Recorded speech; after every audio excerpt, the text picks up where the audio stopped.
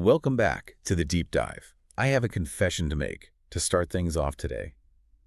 I have been trying to learn Spanish on and off for about, I don't know, 10 years. That is a very, very common timeline. And frankly, it's embarrassing. I mean, I have the apps, I have the textbooks, I have little flashcards. I go through these phases where I'm just grinding every single day. Oh, yeah. I'm staring at lists of verbs, I'm repeating phrases until my roommate basically tells me to shut up. Right. And yet, if you drop me in Madrid right now, I think I could order a beer, maybe find a bathroom. But Yeah. anything beyond that, I'm just drowning. Mm. It feels like I'm pouring water into a bucket that has this massive hole in the bottom. You know, that specific feeling, that grinding sensation where you feel like you were working incredibly hard but getting absolutely nowhere, is actually a very specific biological signal. A signal that I'm just bad at languages? Is that what you're telling me? No, not at all. It's a signal that you are fighting your own biology. Fighting my biology. What does Yeah. that mean? It's the classic struggle of working hard versus working smart, but in a neurological sense. We tend to equate effort, the sheer misery of studying, with progress. Oh, 100%. If it hurts, it must be working. Exactly. We think, if this hurts, I must be learning. But in language acquisition, brute force is often the least effective strategy you can possibly use. That is exactly why I wanted to do this episode today. We have a stack of research here that promises to fix this very problem. We're looking at a comprehensive breakdown of brain hacks for learning English, or really any language. You're right. But I want to be skeptical for a second. When I hear hacks, my brain immediately goes to internet clickbait. I think, learn fluent English in 7 days while you sleep. Is that what we were talking about here? Not at all. That's a fair question, but no. When we say hacks in this context, we are talking about magic tricks or, shortcuts that bypass the work. Okay. We are talking about operating instructions. We're talking about neuroscience and cognitive psychology. So using the machine the way it was actually designed to be used. Exactly. The core premise of all the source material we've analyzed is that the human brain has very specific, evolutionarily determined processes for storage and retrieval. Okay. Your brain evolved to survive on the savannah, right? Not to memorize irregular verb conjugation charts. That makes sense. Most people, when they study, are accidentally working against those evolutionary processes. They're swimming upstream. And the goal of this deep dive is to turn us around so we're swimming with the current? Precisely. We are going to unpack 15 specific techniques, and these cover everything from how you visualize a word to how you move your body to literally what you do with your eyelids at night. And the distinction the sources make right at the top is interesting. They distinguish between learning and acquiring. Right, and that is a crucial distinction. Learning is often conscious, academic, it's dry. Acquiring is what happened when you were a kid. The sticky factor is huge. I mean, think about a song from when you were 7 years old. For me, it's probably some TV theme song. I haven't heard it in decades. But I bet I could sing you every single word right now. But you probably can't remember the vocabulary list you studied last Tuesday. Not a chance. Not a single word. That difference is what we are chasing today. Why does the song stick? It has melody, repetition, emotion, rhythm. Those are biological superglue. And the vocabulary list has none of that. It's just data. Says data. Our mission today is to take those sticky factors, that biological superglue, and apply them to learning English. We want to move you from passive, boring review to active, brain-friendly acquisition. Okay, I'm sold on the promise. Let's get into it. Let's look at the architecture. Section 1 of our research focuses on spatial and visual memory. The architecture of memory is where we absolutely have to start. The first hack in the stack is something I've heard of in pop culture. Yeah. Sherlock Holmes does it, but I've always dismissed it as being way too complicated. It's called the memory palace technique. Or the method of loci, if you want to be technical. Right. Now, honestly, I read through the breakdown of this, and my first reaction was, I am trying to learn English, not become some kind of mental gymnast. Yeah, right. It feels like I have to build a whole imaginary castle just to remember the word for apple. Is this actually practical for a normal person, or is this just a party trick for memory champions? That is the skepticism I usually hear. And you're right, it is the weapon of choice for memory champions. You have people memorizing like 50 decks of cards in an hour using this. See? That's what I mean. But the reason it works isn't magic, it's evolution. How so? Think about our ancestors. For hundreds of thousands of years, what was the most critical data they had to store to stay alive? It wasn't abstract definitions. It wasn't the difference between who and whom. It was where are the berries Yeah, and where are the lions? exactly. It was spatial. Where is the food? Where is the clean water? Where is the safe cave? We are biological GPS machines. The hippocampus, that's the part of the brain largely responsible for long-term memory, is absolutely teeming with neurons called place cells. Place cells. We are hardwired to remember locations better than almost anything else. So the memory palace is basically hacking that hardware, just taking advantage of what's already there. It creates a bridge. It says, okay, the brain is terrible at remembering the abstract word ecstatic, but it is excellent at remembering the layout of your childhood home. You can close your eyes right now and walk through your childhood home, can't you? Oh, easily. I can see the ugly wallpaper in the hallway. I know exactly where the creaky floorboard is on the second step. And you never studied that. You just lived there. Yeah. The memory palace technique creates a link between that effortless spatial memory and the difficult vocabulary you're trying to learn. So walk me through the mechanics. How do I actually do this without it taking 5 hours for 3 words? Okay, you take a familiar place, like your current apartment, and you use it as a storage facility. You place the words you want to remember in specific locations, but, and this is the crucial part that most beginners miss, you cannot just imagine the word written on a piece of paper sitting on your couch. Because that's boring? Is that why? Because the brain ignores boring. To make it stick, the image needs to be vivid, bizarre, maybe even a little gross or violent. It needs to trigger an emotional response. The sources gave a really cool example of this using emotion vocabulary. Let's say I'm trying to learn the words anxious, ecstatic, and melancholy. Okay, let's build this together. Right now, close your eyes for a second. We are walking into your apartment. We are in the entryway or the hallway. We need to place anxious here. Okay, I'm there. Don't just picture the word. I want you to visualize a person or a creature that embodies anxiety. Okay, I'm picturing a guy in a suit. He's late for something important. Make it more visceral. Make it more intense. The brain remembers intensity. Okay, so he's not just late, he's vibrating. He's chewing his fingernails, but he's chewing them so hard that blood is dripping onto my welcome mat. Good. That's gross, which is good for memory. And he's sweating. And the sweat smells, let's say it smells like sour milk. Perfect. You've just engaged the visual cortex and the olfactory cortex. That sour milk detail is incredibly sticky. He's pacing back and forth, blocking your way. You literally have to squeeze past this sweating, bleeding, anxious guy to get into your house. Okay, I'm past him. That was unpleasant. Now I'm in the living room. I need to place ecstatic. Right. The living room is usually a place of relaxation, right? So we are going to break that expectation. On your couch, there's someone who is ecstatic. I see someone jumping, like trampoline jumping up and down on the cushions. Higher. They're bouncing so high, they're hitting the ceiling. They're screaming with joy. Maybe there's confetti exploding out of their pockets every time they land. It's chaotic, high energy, colorful. Okay, confetti everywhere. My couch is ruined. Screaming. Got it. And finally, the bedroom. Melancholy. You walk into the bedroom. It's dark. In the corner, sitting on the floor, is a figure. They are looking at old, dusty photographs. Maybe they are weeping softly. The air feels heavy and gray. It's a total mood shift from the living room. Exactly. So now, 3 days from now, if I ask you what word is in the living room, you aren't going to search for a word list. You're going to see the confetti. You're going to hear the screaming, and the word ecstatic comes along for the ride. It anchors the vocabulary in physical space. Yeah. I can see why that works, but it definitely requires some creativity up front. It does. But think about the alternative. You can spend 30 seconds creating that vivid image and it sticks forever.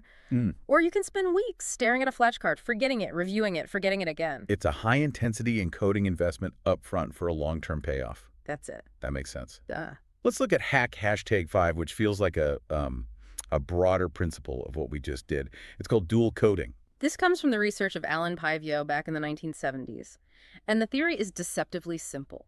The brain has 2 separate channels for processing information. There is a verbal channel for language Okay. and a visual channel for images. Like 2 different highways running into the city of your brain. That's a perfect way to put it. If you only read the definition of a word, you are sending a single delivery truck down the verbal highway. If there is a traffic jam, if you're tired or stressed or just forgetful, That truck gets stuck. You can't recall the word. But if I use dual coding, You send a truck down the verbal highway A and D, a truck down the visual highway. You have created two independent memory traces. If one path is blocked, the other is available. You have a backup route. so the rule is never learn a word in isolation. Hmm. Always pair it with an image. Always. If you're learning Summit, don't just memorize the top of a mountain. Close your eyes. Visualize standing on the peak. Feel the cold wind. See the clouds below you. Now, attach the label Summit to that rich sensory picture. Okay, summit is easy, though. It's a physical thing. Yeah. What happens when we get to abstract concepts? That's where I always get stuck. How do I visualize democracy or justice or obligation? That is where you have to get creative with symbolism. For democracy, don't try to visualize the dictionary definition. That's impossible. Visualize something that represents it to you. Like a ballot box? Sure, a ballot box is a great one. Right. Or a group of people sitting in a circle, raising their hands. Or the Statue of Liberty. It doesn't matter if the image makes sense to anyone else on the planet. Just to me. It just has to trigger the concept for you. It's about creating a personal mental icon. So it's personal symbolism. Precisely. And this leads perfectly into hack #13, which takes dual coding and just puts it on steroids. The multisensory approach. If dual coding is two highways, this is using the entire transportation grid, the roads, the trains, the airports. Right. We want to engage sight, sound, touch, movement, taste, and smell. The more neural pathways you activate when you encode a memory, the stronger and more resilient that memory becomes. The outline mentions something called TPR, total physical response. That sounds like a medical procedure. It sounds technical, but it's actually how children learn. It's the most natural thing in the world. If you tell a toddler the word jump, you don't show them a dictionary. No, you jump. You jump, and they jump with you. They connect the sound to the physical action. So if I'm learning the verb to throw, I should actually make a throwing motion. Yes, actually physically do it. Hmm. This engages motor memory. Your muscles have their own form of memory. Think about riding a bike or typing on a keyboard. When you link the word throw to the physical sensation of your arm moving, you are anchoring the language in your body, not just your head. I can imagine this getting interesting with more complex words. What am I supposed to act out to deliberate? Maybe. You could stroke your chin thoughtfully and pace back and forth. It works for grammar, too. If you are talking about the past, point behind you over your shoulder.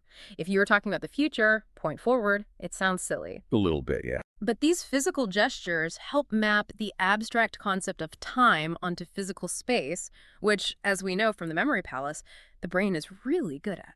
The sources also mention handwriting here. Okay. And this is a big one for me because I type everything. I barely know how to hold a pen anymore. Does it really make that much of a difference? It makes a massive difference. There is significant research showing that writing by hand creates a much stronger neural encoding than typing. Why, though? What's the mechanism? Because typing is mechanically repetitive. Pressing the A key feels exactly the same as pressing the B key. It's just a generic tap. Right. But handwriting is detailed and distinct. The shape of an A is totally different from the shape of a B. Your hand has to perform a unique, complex dance for every single letter. That motor complexity forces the brain to pay more attention. It's a deeper level of processing. So get a notebook. Yeah. Stop just tapping it into the app. Get a notebook and get messy. If you are learning food vocabulary, do it while you are eating. Label the apple while you taste the sweetness. Connect the sensory experience of taste to the sound of the word. I can imagine walking around my kitchen, eating an apple, shouting apple, jumping up and down. My neighbors might think I'm having a breakdown. But you'll know English. And that's a fair trade-off. I think so. Okay, let's shift gears. We've talked about how to store memories spatially and visually. That's the storage part. Now I want to talk about input strategy, because one of the biggest problems I face, and I know the listeners face, is just being completely overwhelmed. There's too much to learn. This is the issue of cognitive load. Your brain is a powerful processor, but it has limits. Right, and hack #2 is the chunking method. And this addresses a very specific and kind of depressing limitation of the human brain, doesn't it? It does. This brings us to the bottleneck of the human brain. We have this massive hard drive long-term memory, which is, for all practical purposes, infinite. You can learn millions of things. But the RAM, your working memory, it's pathetic. It's running on Windows 95. Worse. Much worse. The research from people like George Miller and Nelson Cowan suggests we can only hold between 4 and 7 items in our conscious mind at once. That's it. Wait, really?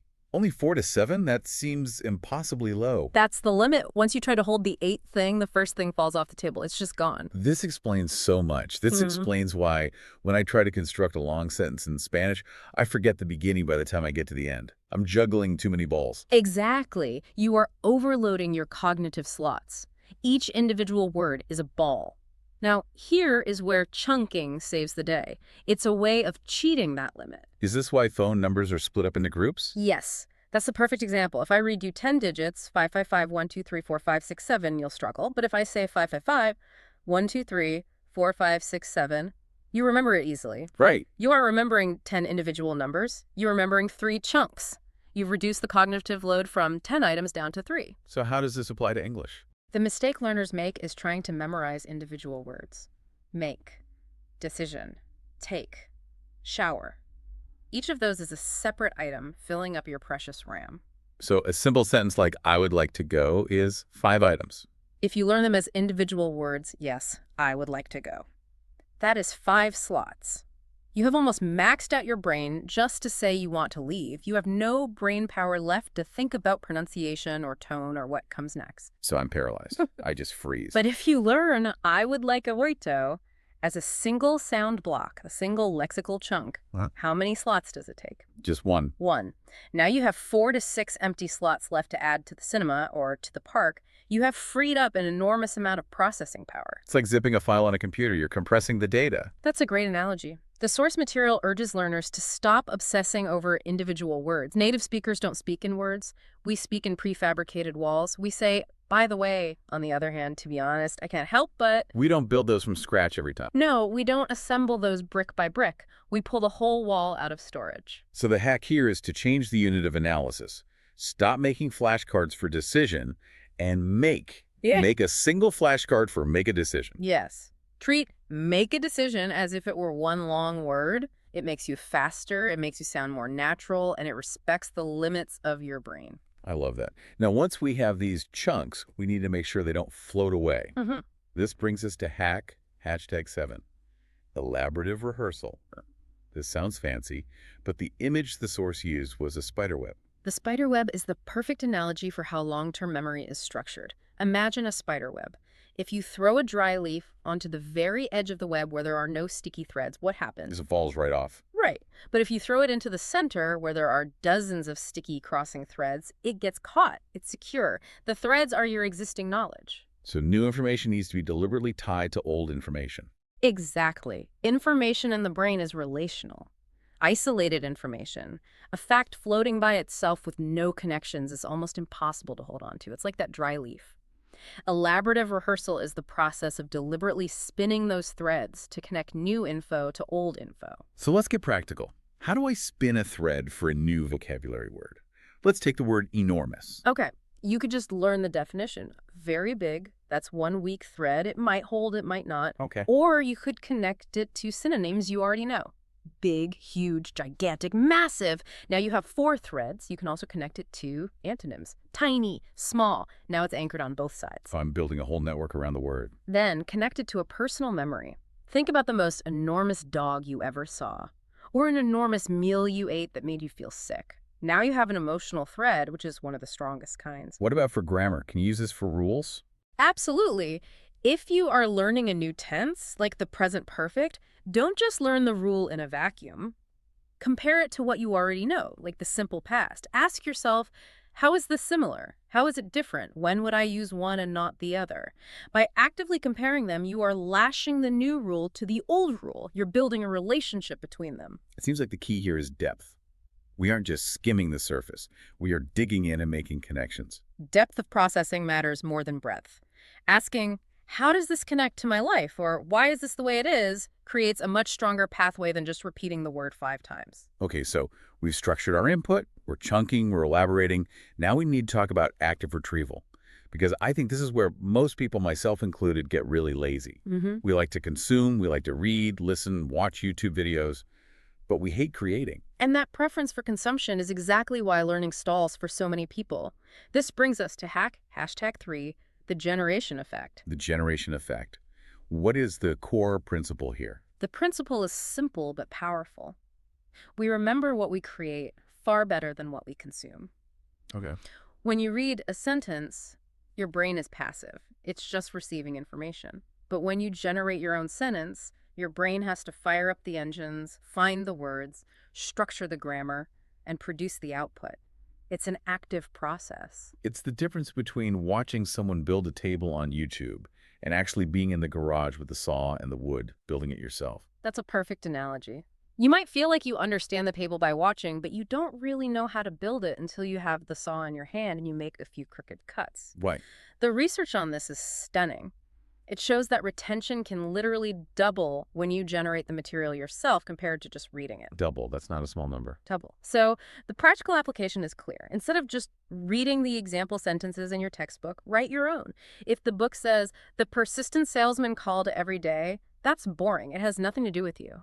So I should write something like, I am persistent about learning English. Exactly. Make it about you. Make it personal. Generate your own definitions. Don't just read that frugal means saving money. Write down, frugal means not buying that expensive coffee every day so I can save for a trip to Japan. Connect it to your life. This requires more effort, obviously. It's slower than just reading. It is, and that effort is the signal to your brain that this information is important and worth keeping. Speaking of effort, let's talk about hack 6, the testing effect. Now, I have to be honest, I hate this one. Most people do. It has a bad reputation. No, I mean, I really hate it. Yeah. School conditioned me to think that a test is a judgment. It's this high-stakes moment where I prove my worth or I fail. Right. If I test myself and I get it wrong, I feel stupid. I feel like I'm not making progress. And you're telling me that feeling is actually good. I'm telling you that the feeling of, I know this, wait, it's on the tip of my tongue.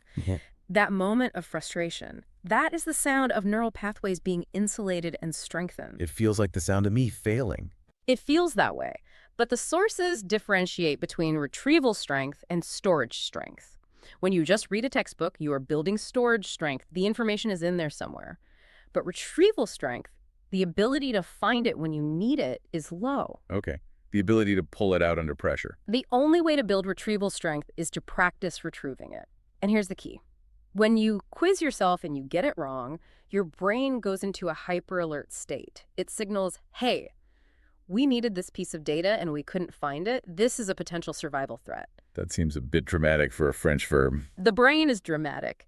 It thinks if you can't recall the information, you might get eaten by a lion. So the moment you flip that card over and see the answer after failing, your brain stamps it with a big red urgent label. You'll remember that answer far better than if you had just read it correctly the first time. So the failure is actually the trigger for the upgrade. The mistake is the learning opportunity. Exactly. The mistake is the point. If you get it right every time, you aren't learning, you're just reciting. One session of testing is worth about 3 passive review sessions. That is a huge mindset shift. We have to stop being afraid of the red X. We have to start chasing it. This leads right into hack #14, which is named after one of the smartest guys who ever lived, the Feynman technique, from the physicist Richard Feynman. The physicist. He had a simple rule, right? Something about explaining things. He did. If you can't explain it simply, you don't understand it well enough. I love this one because it exposes you immediately. There's no hiding. You think you know how to use the present perfect tense until you try to explain it to someone else. Exactly. The Feynman technique involves explaining a concept out loud in the simplest language you can manage, as if you were teaching it to a child or a friend who knows absolutely nothing about the topic. Or a cat. I think the source mentioned teaching your cat. A cat is a great student because they don't judge you, but the process is what matters. As you try to explain it, you will inevitably hit a wall. You'll stumble. You'll say, it's used for things in the past, but that also connect to the present. And that stumble is the gold. That stumble is the diagnostic test. It shows you exactly where your knowledge gap is. You know precisely what you need to go back and study. You're not guessing anymore. It's active retrieval plus simplification. It's really powerful. Yes. And once you can explain it smoothly and simply, you own that concept forever. I feel like there's a theme emerging here. All of these output hacks, generation, testing, Feynman, they all feel kind of hard. They feel like work. You've hit the nail on the head, and that is actually hack #15, the desirable difficulty principle. Desirable difficulty. That sounds like a paradox or a bad dating profile headline. It comes from the psychologist Robert Bjork. The idea is that there is a sweet spot of difficulty for learning. If learning is too easy, like flipping over flashcards where you already know all the answers, the learning is weak. You aren't creating new pathways, you're just treading water. But if it's too hard, If it's impossible, you get discouraged and you quit.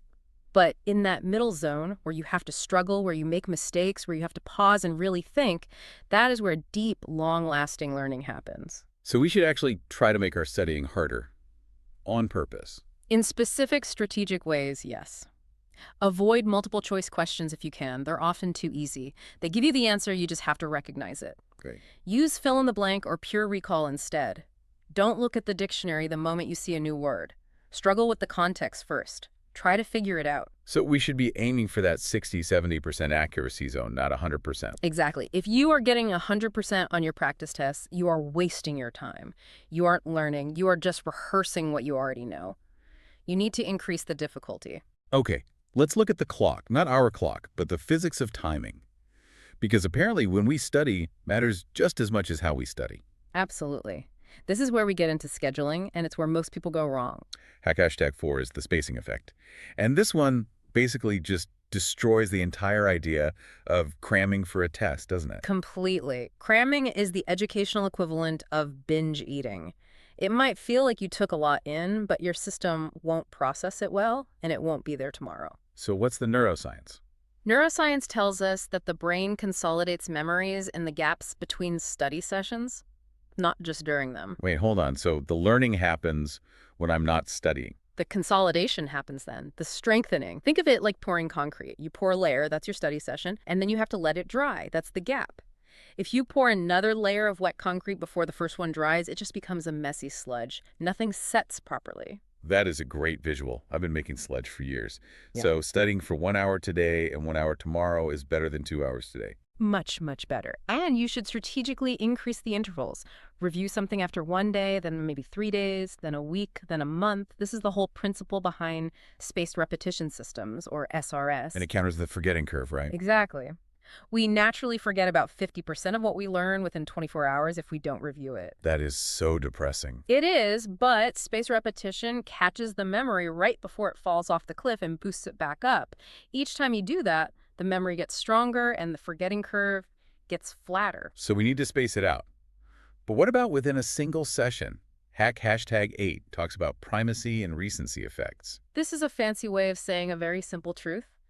The brain remembers the beginning and the end of any event, and it tends to forget the middle. The forgetting zone. Yes. If you study for an hour straight, the first 10 minutes and the last 10 minutes are prime real estate for your memory. The 40 minutes in the middle are a bit swampy. So how do we hack this? What's the strategy? The strategy is to be deliberate. Put your hardest, most important new material first, when your brain is fresh. That's leveraging the primacy effect. Okay. Put the review of easier stuff in that swampy middle part. And then end with one more high-value summary or a difficult concept to leverage the recency effect. And the source material suggested an advanced move here, using the Pomodoro technique. Right. This is how you hack the hack. If you study for 2 hours straight, you have one beginning and one end. But if you break that 2 hours into 4 30-minute blocks, Pomodoros, with short breaks in between, You now have 4 beginnings and 4 endings. you've quadrupled your prime real estate. You are manipulating the clock to keep your brain in the high retention zone for more of your study time. Now, hack #12 is one that I really struggle with, the interleading technique. This is about mixing things up, and it completely breaks my usual routine. I'm a binger.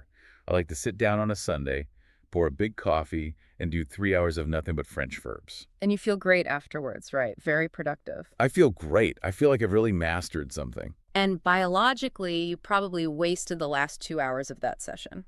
Ouch. Okay, tell me why. It's not just the spacing effect. It's about what you do inside that session. You're doing what we call blocked practice. Topic AAA, then topic BBBB, then topic CCCC. Right. I master A, then I move to B. It feels organized. It feels logical. It feels organized, but hack #12 interleaving suggests you should be doing ABC, BCA, CAB. You should be mixing the topics up constantly. But that sounds chaotic. I wouldn't get into a flow. It would feel jarring. And that is exactly the point. Think about a tennis player. If a coach throws 50 forehands at you in a row, by the 10th one, you aren't thinking anymore. You're on autopilot. You're just mechanically reacting. You look like a pro. Okay, I see that. But in a real game, do you get 50 forehands in a row? Never. You get a forehand, then a backhand, then a short volley, then a lob. You never know what's coming. Exactly. You have to read the ball, decide which shot to use, and then execute. That split-second decision, is this a backhand or a forehand, is where the real skill is actually built. Interleaving forces you to make that decision every single time. So if I'm doing grammar, don't just do a page of exercises on the past tense. No. Do a page where past, present, and future are all jumbled up in random order. You have to look at the sentence and ask, wait, which tool do I need here? Is this happening yesterday or tomorrow? You have to choose the right tool for the job every time, not just use the same hammer over and over. And that decision-making process builds a much more flexible, robust memory. The research is clear. It improves long-term retention by as much as 30 to 50%. It sounds exhausting, though. It is. And the research shows that people who use interleaving think they are learning less because they make more mistakes during practice. They feel more frustrated. Right. But when they are tested a week later, they score much, much higher than the organized, blocked practice group. We're back to desirable difficulty. We have to stop trusting what feels good and start trusting what feels hard. Okay, let's talk about the ultimate timing hack. Hack, #11, the sleep consolidation effect. This is the big one. We often treat sleep as downtime, a waste of time we could be using to study more. Guilty. But biologically, sleep is when the librarians come out and shelve all the books you've accumulated during the day. The librarians. I like that. Think of your brain like a library. During the day, you were just piling books on the reception desk. That's your working memory. If you don't sleep, those books never get filed into the long-term stacks. You wake up the next day and the desk is still cluttered, or worse, the books have fallen on the floor and gotten lost forever. The source materials got very specific about sleep stages here. Deep sleep versus REM. Right. They do different jobs. Deep sleep is for consolidating explicit memories, facts, vocabulary, grammar rules, the hard data. REM sleep is for consolidating procedural memories and making creative connections. That's where you build fluency, the ability to put it all together. You need both. So if I pull an all-nighter to study for a test, You are actively sabotaging yourself. An all-nighter can reduce learning efficiency by up to 40%. You're doing all the work of piling the books on the desk, but then you're firing the librarians before they can do their job. so the strategy is study right before bed. Yes. Studying right before you sleep tells the brain, this is the most recent important file. Process this first. Your brain will work on that material all night. But we have to be careful with the blue light from screens, right? Absolutely. Screens before bed disrupt the melatonin production that helps you get into those deep sleep cycles. If you're studying on a tablet right before bed, you might be sabotaging the very sleep you need to consolidate the learning. Read a physical book or use an ink screen. Okay, moving on to our last big section, section 5, the soft science. This is about environment and emotion. Hack, #9 is the context effect. This one explains a really common phenomenon, the doorway effect. Have you ever walked into a room and completely forgotten why you went there? All the time. I walk into the kitchen and just stand there like a sim character who lost their instructions. That happens because the memory of what you wanted was encoded in the hallway or the living room. When you cross the threshold into a new environment, the kitchen, the context changes, and the retrieval cues that were part of that memory are gone. The environment itself was part of the memory. Exactly. So how does this apply to English? If you always study English at your quiet desk with your specific lamp on and your specific cup of tea. Then I will be very good at speaking English at my quiet desk with my lamp and my tea. Exactly. But if you try to speak English in a loud coffee shop or a stressful business meeting or on a crowded bus, the context is completely different. The retrieval cues are missing. You freeze up. So we need to vary our study environment on purpose. Yes, they call it context variability. Study at the park. Study on the bus. Study standing up. Study while listening to background noise. You want to make the memory context independent. Make it bulletproof so it works no matter where you are. Precisely. You want the English to be tied to you, not to your desk. And finally, hack, #10, the emotion connection. We touched on this with the memory palace, but let's go a little deeper. The biology is crystal clear on this. We remember what moves us. Evolutionarily, we don't need to remember boring, average days. We need to remember the tiger that chased us, which is fear, or the tree with the delicious fruit we found, which is joy. Emotion is the highlighter pen of the brain. It tells the brain, pay attention. this matters. It does more than that. It releases neurotransmitters like dopamine and adrenaline, which literally chemically lock the memory in place in the hippocampus. It's a biological save button. So how do we fake this for English? I can't exactly release a tiger into my apartment every time I want to learn a verb. You can't rely on real survival threats, so you have to manufacture emotion. First, use content that is actually interesting to you. Sad stories, funny clips, political articles that make you angry. Don't read boring textbooks about John going to the library. And if you have to learn boring words from a list. You create artificial emotion. That's what we did with the Memory Palace. We made the image gross or violent or hilarious. If a word reminds you of a time you were embarrassed, use that. For the word procrastinate, remember the stress and the guilt of that specific deadline you missed. That stress is a powerful memory hook. So lean into the drama. Don't study like a robot. Absolutely. A boring study session is a forgettable study session. Okay, we have unpacked 15 heavy-hitting hacks. We've covered memory architecture, cognitive load, active retrieval, timing, and environment. But I can hear the listener thinking, this is a lot. This sounds like a full-time job. How do I actually do this on a Tuesday night when I have 30 minutes before I collapse? That is the right question. You don't need to do all 15 every single time. The key is to combine them. Let's build a protocol. Let's walk through a synthesized hypothetical study session. Okay, 30 minutes on the clock. The timer starts now. Go. Minutes 0 to 5. We use the primacy effect. You start with the hardest new material. Let's say it's 5 new emotion words. You use dual coding, visualizing them, and the multisensory approach, maybe acting them out, and you place them in your memory palace. So in the first 5 minutes, I'm pacing around my entryway, visualizing the bleeding anxiety guy, then jumping on the couch like a maniac. It's high energy. Exactly. Minutes 5 to 10, the generation effect. You stop looking at the definitions, you write your own sentences about your life using those words, and use elaborative rehearsal to connect them to synonyms you already know. Anxious is like worried, but much, much worse. So we've moved from input to active output almost immediately. Minutes 10 to 15, interleaving. You stop with the vocab completely. You switch to a totally different topic. Maybe you listen to a 1-minute podcast clip or do a quick grammar exercise on verb tenses. Keeping the brain guessing. No block practice. Got it. Minutes 15 to 20, the testing effect. You close everything. You quiz yourself. You try to recall the vocab from the first 5 minutes A&D, the answer to the grammar exercise you just did. You force the retrieval. And if I struggle, if I can't remember one of the words, You celebrate. That's desirable difficulty. That struggle is the learning. Make a note of it and move on. Minutes 20 to 25. Context switch. You stand up. You walk to the kitchen or the balcony. You review the material out loud while pacing. breaking the doorway effect, making the memory portable. Minutes 25 to 30. Recency effect.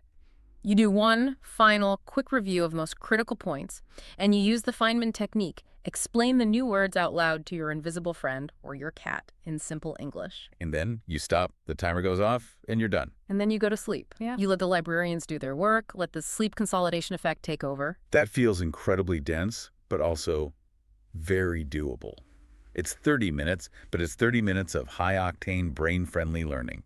Compare that to 30 minutes of passively staring at a list of words while you're half watching Netflix. The difference in retention is astronomical.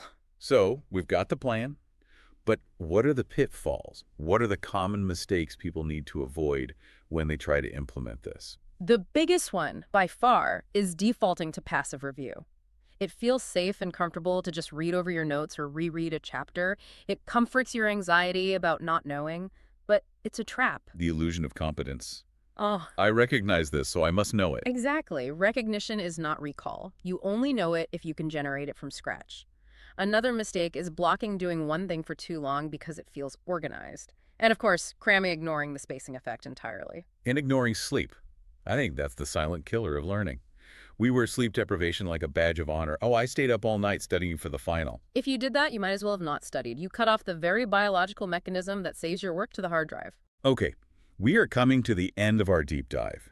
But we don't want to leave you with just theory.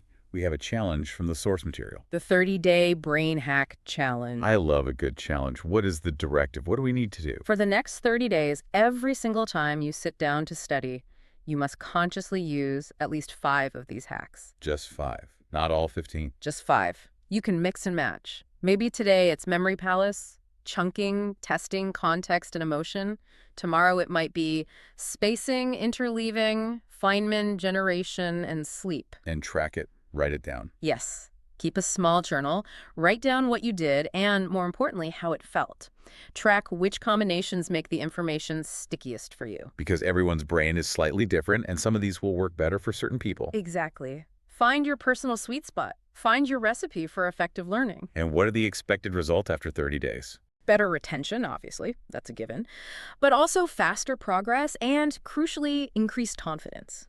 When you realize you can actually choose to remember things, that you have a manual for your own brain, it changes your entire relationship with learning. That is the final thought I want to land on. This entire approach transforms the brain from an enemy, this leaky bucket that frustrates you, into an ally. It does. We spend so much time fighting our biology. We try to be computers, just downloading data. But we aren't computers. We are biological organisms that evolved to remember space, emotions, stories, and struggle. When you align your learning with that biology, it stops being a chore. And it starts becoming natural. And dare I say, even fun. It can absolutely be fun. When you feel yourself getting better, that progress is one of the most enjoyable feelings there is. So that is your mission. Take these 15 hacks, don't just nod along while listening, apply them. Experiment with them. Build your palace, teach your cat, space it out, and most importantly, sleep on it. And embrace the difficulty. It means you're learning. Thanks for diving deep with us today. Go hack your brain, and we will see you next time.